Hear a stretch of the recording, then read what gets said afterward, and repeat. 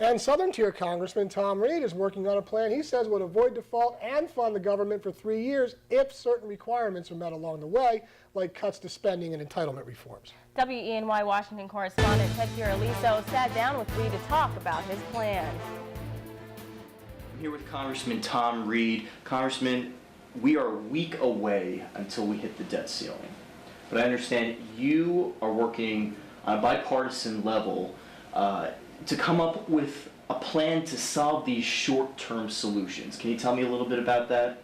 Well, I appreciate that, and you're right, we're coming up on this deadline, and what I'm very much interested in doing is being part of an effort to get away from the government by crisis and come up with a long-term plan that can give some certainty and fundamentally get to the problems that are driving America's crisis today, and that's the debt crisis, entitlement crisis, and really put us on a path of tax reform to really reform D.C. in a way that changes these issues significantly.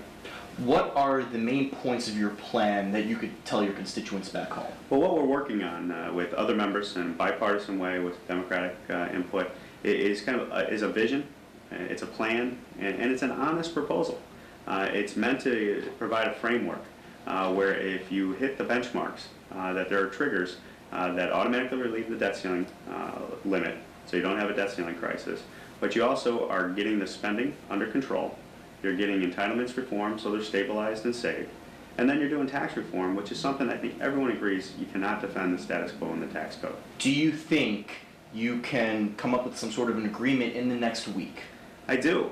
We've been working in multiple groups again across the aisle, and it's amazing how many groups are also working on issues like this that we're going to bring together hopefully, and we're seeing a kind of common framework that's being developed from the bottom up. And that bodes well for where we're at and where we can be, and we're going to continue to work on it. And we got time. We still have a week left to put something like this together.